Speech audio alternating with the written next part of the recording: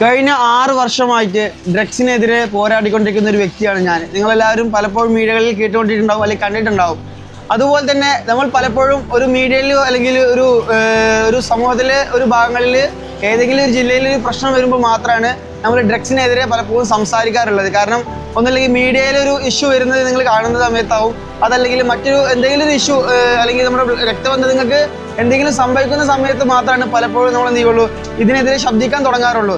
പക്ഷേ കഴിഞ്ഞ 3 വർഷമായിട്ട് സ്വന്തം ജീവൻ പണയം വെച്ചുകൊണ്ട് അടുക്ക എന്ന ലഹരി വിരുദ്ധ കൂട്ടായ്മ സംഘടിപ്പിച്ചിട്ടുള്ള ഈ ലഹരിക്കെതിരെ ഒരു നാട് ഒന്നാകെ ഒരുമിച്ച് നിന്നിട്ടുള്ളതാണ് നമ്മൾ കണ്ടിട്ടുള്ളത്.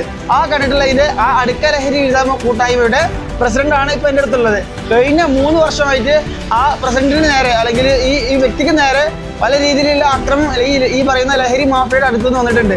എന്നിട്ടും അദ്ദേഹം അതിനെതിരെ ശക്തമായി പോരാടിക്കൊണ്ടിരിക്കുകയാണ്. നമുക്ക് അദ്ദേഹത്തിന് തന്നെ എന്ത് ചെയ്യാം, പരിചയപ്പെടുത്താം.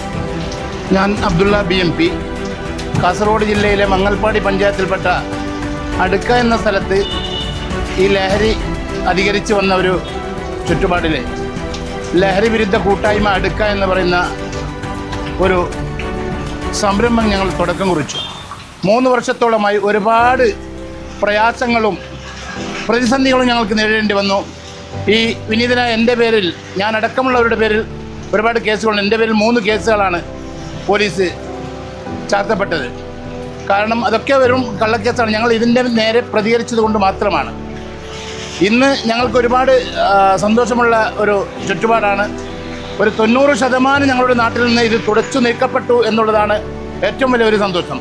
നമ്മളെപ്പോഴും കാണേണ്ടതും നമ്മളെപ്പോഴും ഉൾക്കൊള്ളേണ്ടതും ഇതുപോലുള്ള ആളുകളെയാണ്. കാരണം പലപ്പോഴും ലഹരി മാഫിയയുടെ ആക്രമണം വരുന്ന സമയത്ത് നമ്മൾ ഭയന്ന് ഓടിയിട്ടുണ്ടെങ്കിൽ ഒരു പക്ഷേ നാളത്തെ നമ്മുടെ സമൂഹത്തെ നമുക്കൊരിക്കലും രക്ഷപ്പെടുത്താൻ കഴിയില്ല. ഇനിയും ഇതിനെതിരെ നിശബ്ദം നിങ്ങൾ പാലിച്ചിട്ടുണ്ടെങ്കിൽ അടുത്ത 5 വർഷത്തിനിടയിൽ കേരളം ചിലപ്പോൾ ഒരു ഭ്രാന്താലയമായി മാറും.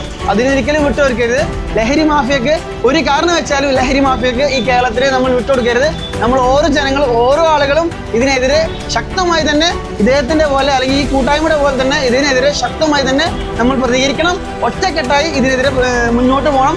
എക്സൈസിൻ്റെയോ പോലീസിൻ്റെയോ മാത്രം ഉത്തരവാദിത്വമല്ല, നമ്മൾ ഓരോ ആളുകളും ഇതിനെതിരെ ശക്തമായി തന്നെ പ്രതിഷേധിക്കണം. നമ്മൾ ഒറ്റക്കെട്ടായി നിന്നിട്ടുണ്ടെങ്കിൽ നമുക്ക് ഇതിന് തുടച്ചു നീക്കാൻ കഴിയുന്നുള്ളത് ഉത്തമ ഉദാഹരണമാണ് ഇദ്ദേഹത്തിൻ്റെ ഈ നാട്.